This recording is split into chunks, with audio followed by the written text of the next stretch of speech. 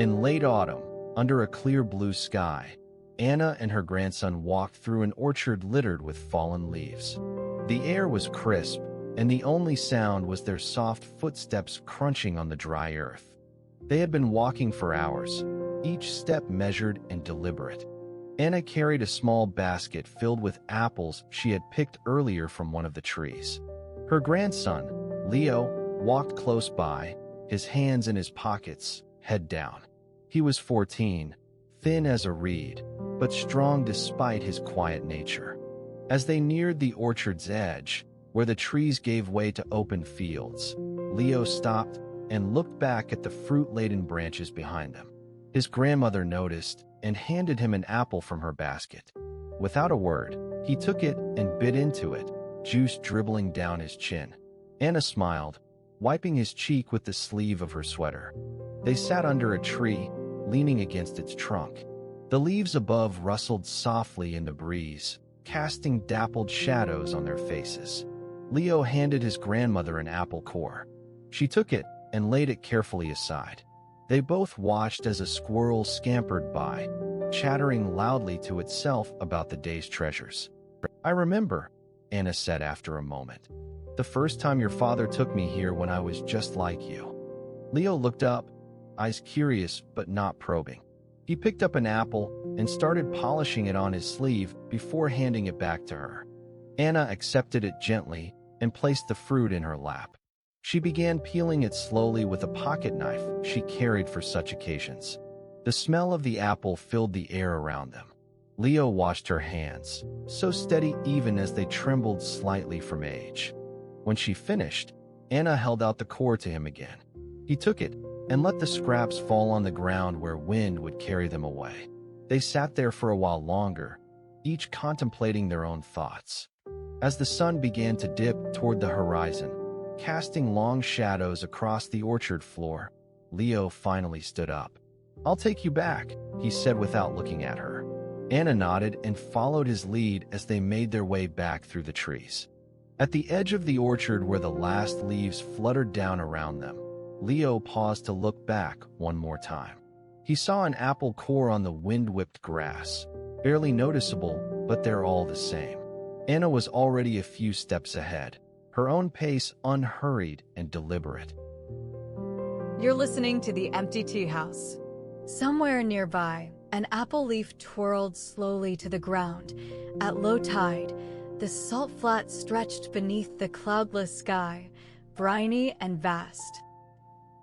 At low tide, the salt flat stretched wide and flat beneath the cloudless sky.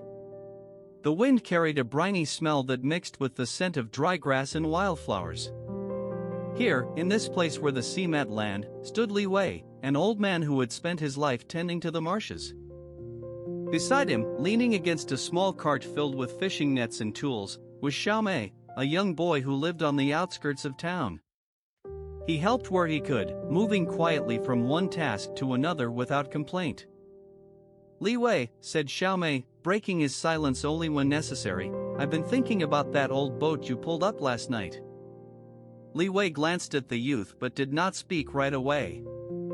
His eyes followed a line of gulls wheeling overhead before returning to the boy beside him. The cart rattled slightly in the breeze. "Boats come and go," he finally said, his voice low. "Some days they stay longer than others." Xiaomei nodded thoughtfully but did not ask what Li Wei meant by that. He knew better than to pry into the old man's thoughts. Sometimes it was best just to listen when silence hung between them like a question. They had spent much of the morning repairing nets, their hands moving steadily over knots and meshes. The work required focus and patience, neither talked about what might lie ahead or behind. Their conversation, as always, remained unspoken in many ways, resting quietly beside them like an old dog at rest in the sun. As the day grew warmer, Li Wei took out a small knife and began scraping the bottom of an old wooden bucket he had brought from home. "This thing needs a new life," he explained without looking up. The blade moved against wood with a soft grating sound that mixed with distant cries of seabirds overhead. Xiaomei watched him, then shifted his gaze back to the salt flat where shadows lengthened as the sun climbed higher. He could see how each shadow cast by Li Wei's movements seemed to stretch out and grow more slender, like reaching tendrils searching for a place to rest. Later that afternoon, they sat in companionable quiet near their cart. The world around them faded into background hums, the gentle wind whistling through reeds, distant murmur of the tide rising again. It was enough just to be there together. Li Wei suddenly handed Xiaomei an old wooden reel with a frayed string wound loosely about it. "Take care of this," he said simply. The weight felt different somehow in his hands, a familiar yet altered feel. Xiaomei nodded, his fingers tracing the worn wood lightly. He understood why Li Wei had given him the reel without explanation. Sometimes actions spoke louder than words ever could. In that moment of shared quietude, the sun dipped towards the horizon, casting everything into a golden twilight glow. The salt flat turned silver under its touch, reflecting back all it held like an ancient mirror ready to show truths if only one cared to look deeply enough. Li Wei stood up slowly and began walking toward the far edge where forest met marshland. He moved with deliberate steps as though each step marked not just distance covered but also time passing. Xiaomei watched him go, holding tightly onto the wooden reel in his hands, feeling its weight against his palm, warmth from Li Wei's touch lingering still upon it.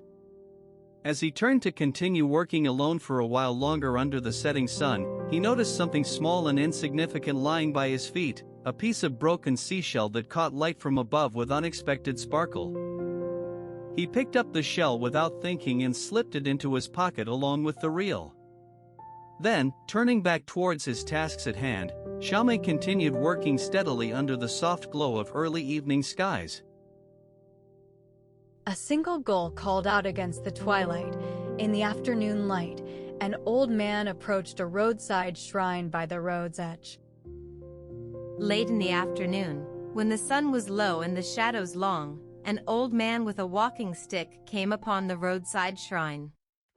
The shrine stood by itself on the edge of the road, just enough room to park his cart beside it. He left the horses there tied up to the branches of a nearby tree. Inside the small structure sat a solitary figure in dark clothes, hunched over an old book. The man stepped inside and bowed slightly before making himself comfortable on the wooden bench opposite. They looked at each other for some time without speaking, their eyes adjusting to the dim light within. "I've been traveling all day," said the newcomer finally. "You don't happen to have a spare needle or two?" The figure in dark clothes paused his reading and looked up. His face was lined but kind. He searched around him and pulled out from under his seat an old sewing box with worn leather edges. Inside were several needles, along with some thread and a small mirror for checking one's work. "Here," he said gently. "Take what you need." The traveler picked out 2 needles carefully, testing them to see if they held the thread well before thanking him quietly and putting them in his pocket. He then closed his eyes briefly and sat up straighter on the bench. "I've lost someone dear to me," he confessed after a moment of silence. "I don't know how to go on." The man nodded, understanding but not offering words of comfort or advice. Instead, he returned to his book, turning its pages slowly with care. Outside, the horses stood patiently in the gathering dusk. "Do you ever think about leaving?" the traveler asked suddenly, though it seemed more like a thought out loud than a question meant for an answer. The man looked up again and smiled softly without really looking at him. "Why would I?" "Because maybe then something changes," said the other man. He stared into his hands, as if he could see them moving forward in time through some sort of magic or wishful thinking. The seated figure sighed slightly but remained composed. "Things are never quite what they seem." His visitor nodded slowly, almost to himself. Outside, a bird called softly before settling back down to its quiet routine. The traveler then pulled out his own book from under the bench and opened it carefully as if each page held something fragile that needed protection.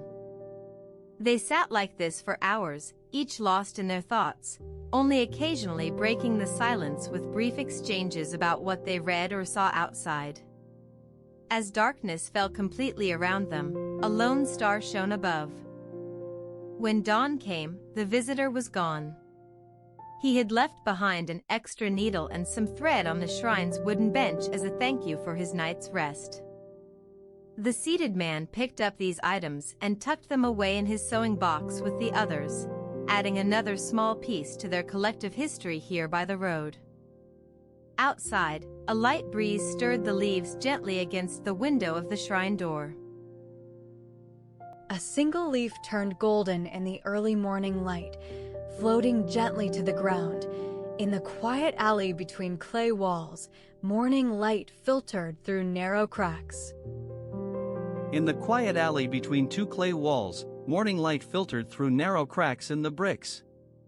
A bamboo screen at one end cast intricate shadows over a small table where Mrs. Lee knitted quietly with worn fingers. Her cat, Momo, lounged beside her feet.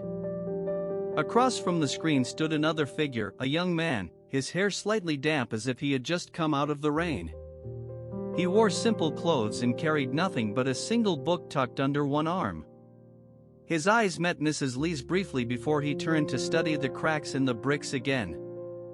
"Is this where you sit every morning?" he asked quietly after a moment, his voice neither intrusive nor shy. Mrs. Lee nodded without looking up from her work. "Yes." The young man shifted slightly and set down his book beside him. He seemed unsure of what to do next, but eventually, as if guided by an unspoken rule, he pulled out a small wooden stool and placed it near Mrs. Lee's feet. "Mind if I join you?" he said softly. Mrs. Lee lifted her head for the first time since his arrival. "Sure," she answered, a slight smile playing at the corners of her mouth. They sat together in silence. The morning wind carried the scent of wet earth and distant flowers through the narrow space. Mrs. Lee's cat stirred occasionally, watching them both from its position on the cool stone floor. After some time, the young man opened his book to a page marked with a faded ribbon and began reading aloud, his voice soft but clear. It was an old story about travelers who find unexpected company along their journeys. As he read, Mrs. Lee continued her knitting, sometimes glancing over at him, sometimes lost in the rhythm of needles clicking.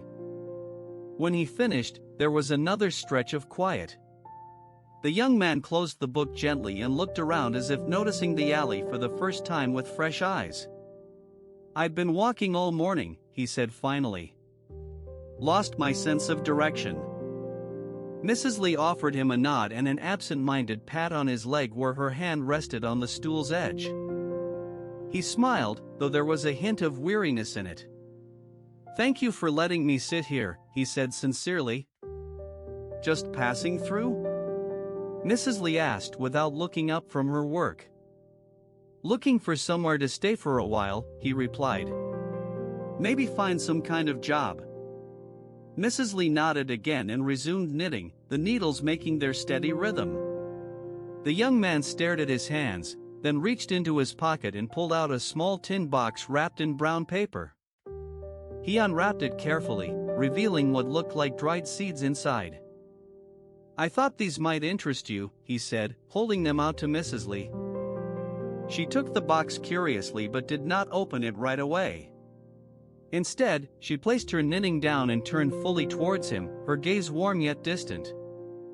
"That's very kind of you," she told him quietly.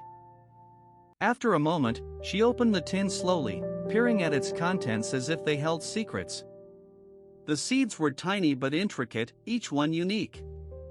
She lifted them from their bed gently and let them roll through her fingers like grains of sand, examining each closely before setting it back down in the box. "You know," Mrs. Lee said softly after a while, "when I first came here, there was no one at all." The young man looked up at this, his eyes searching hers for understanding. She continued knitting but her voice softened further with every word. "I sat on this very spot many years ago when I just arrived in town," she went on, as if thinking aloud. "I didn't know a soul back then. It's funny how things change. The young man listened intently to the quiet hum of Mrs. Lee's voice, her needles clicking in time with her thoughts.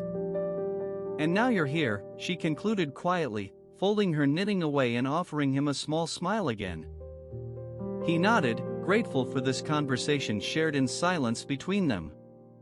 The alley remained calm as always, yet today it felt different somehow, charged with unspoken exchanges that lingered long after words faded into the air. As he rose to leave, the young man paused beside Mrs. Lee's stool, hesitating before reaching down and setting his book next to her feet in place of the one she had offered him earlier. A silent agreement seemed to pass between them. When he stepped out of the alley, a faint breeze rustled through, carrying with it the subtle scent of drying clothes from nearby windowsills. Momo stretched lazily and gave Mrs. Lee's leg another nudge before settling back down beside her feet. Mrs. Lee reached for the book as the young man disappeared around the corner, fingers brushing lightly against the pages before she closed them gently again. Her eyes followed him until he was gone, then turned to meet Momo's expectant gaze with a small smile. She picked up her knitting once more and continued her work in the quiet alley, needles clicking in a rhythm that spoke of something much deeper than mere stitches or threads. The morning light grew warmer as it crept between the cracks, casting longer shadows behind her. In his dim workshop, Old Man Keto wound wax around slender wicks. In the dim light of his workshop, Old Man Keto was winding wax around slender wicks. The room smelled of beeswax and pine resin, mingling with the scent of the old man's pipe smoke. Across from him sat a young woman, her fingers tracing patterns on the wooden table, eyes cast down. "May I ask what brings you here?" Keto finally spoke, though he seemed to know why she had come. "I saw your sign outside. Candles for every purpose." She lifted her gaze briefly before settling it back onto her hands. "I've been told many times I need candles in my life." "Ah," Keto said softly. "Do you want a candle?" "No, I don't think so." Her voice was soft and unsure. Keto set down his work and looked at the girl closely for the first time. She had the kind of face that could look either stubborn or lost depending on her mood, but today it was neither. It was as if she were in a quiet place within herself, watching something invisible. "Why not?" he asked gently. She hesitated before speaking again. "It's like you can't buy peace with money. I've tried so many things. Gifts for friends, new clothes, books that promise to change my life. But nothing feels right." Keto nodded slowly and offered her a small glass of water from the corner.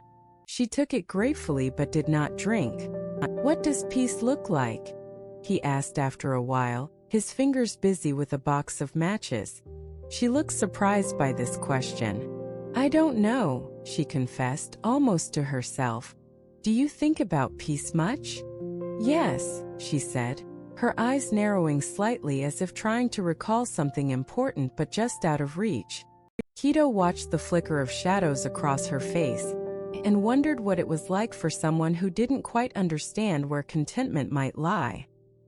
He saw in her a yearning not often seen in his regular customers, those who knew exactly what they needed, even if they weren't sure why. "I see," Keto said softly. "Well, you can stay here as long as you want." She looked up sharply at him and for a moment he thought she might refuse or leave abruptly, but instead, her shoulders relaxed. "Thank you," she murmured. They sat in silence then, the only sound coming from the rhythmic swish of Keto's hand as it dipped into his wax pot and wound another candle. After some time, the girl got up quietly to look around the workshop. The walls were lined with rows upon rows of candles, white, yellow, red, and each one seemed imbued with its own light. She picked up a small white candle from the nearest shelf and held it out to Keto. "I don't need this," she said softly but firmly, "but I'll take it anyway." He took it without hesitation and set it in her palm. Then he turned back to his work, leaving her with the faint glow of that one flame. When she left, Keto returned to winding wax around wicks again, lost in thought. It was not what the candle would do for the girl but rather how holding it might help her see something clearer. A flicker of understanding, perhaps. Outside, a sparrow chirped softly against the stillness, and within the workshop, the faint scent of beeswax lingered long after she had gone. Hours later, Quito noticed a thin trail of smoke escaping from his candle flame. He extinguished it carefully with a soft thump and then leaned back in his chair, gazing at the now dark wick for what felt like an eternity before resuming his work. The door creaked softly as if inviting someone back. Shadows and lights, paths and roads, all converge here at dusk. The kettle cools at the empty tea house. Until tomorrow.